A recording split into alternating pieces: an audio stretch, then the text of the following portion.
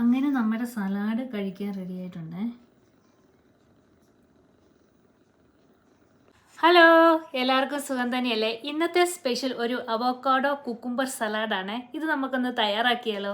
ഈ സലാഡിന് ആവശ്യമായിട്ടുള്ള സാധനങ്ങൾ ഞാനിവിടെ 2 കുക്കുംബർ എടുത്തിട്ടുണ്ട്, 1 സവോള, അരമുറി നാരങ്ങ, 3 അവോക്കാഡോ, ഇതിൻ്റെ കൂടെ കുറച്ച് കുരുമുളക് പൊടിയും ചില്ലി ഫ്ലേക്സും, പിന്നെ ഇതിൻ്റെ കൂടെ കുറച്ച് ഓയിലും ഉപ്പും.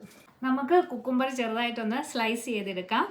വെള്ളരിക്ക ന്യൂട്രിയൻസും ആൻറ്റി ഓക്സിഡൻസും ധാരാളമായിട്ട് അടങ്ങിയിട്ടുണ്ട്. ഇത് രക്തത്തിലെ പഞ്ചസാരയുടെ അളവ് നോർമലായിട്ട് നിലനിർത്താനും കൊളസ്ട്രോൾ കുറയ്ക്കാനും സ്കിൻ ഹൈഡ്രേറ്റ് ചെയ്യാനും ശരീരത്തിലെ ടോക്സിൻസ് റിമൂവ് ചെയ്യാനും വളരെ നല്ലതാണ്. ഇനി ഒരു പാത്രത്തിലേക്ക് നമുക്ക് ഇട്ട് കൊടുക്കാം.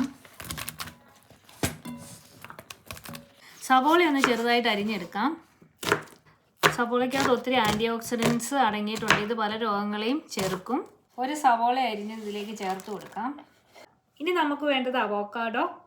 കടയിൽ നിന്ന് മേടിച്ച അവോക്കാഡോയാണ്.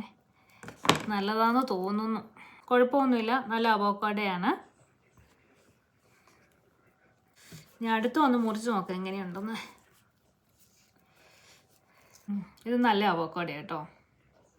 കുരു നമുക്ക് നീക്കം ചെയ്യാം.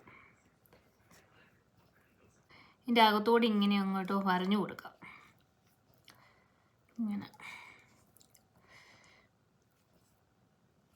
ഇങ്ങനെ വരഞ്ഞു കൊടുത്തിട്ട് നമുക്കിതിങ്ങനെ ഇങ്ങോട്ടിട്ട് കൊടുക്കാം.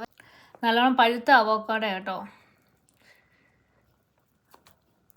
അവോക്കാഡോ ചേർത്തതിന് ശേഷം ഇതിലേക്ക് നമുക്ക് കുറച്ച് ചില്ലി ഫ്ലേക്സ് ചേർത്ത് കൊടുക്കാം, കുറച്ച് കുരുമുളക് പൊടി, ഒരു 1/2 ടീസ്പൂൺ ഉപ്പ്, നമുക്ക് അരമുറി നാരങ്ങാനീര് പിഴിഞ്ഞ് ചേർത്ത് കൊടുക്കാം.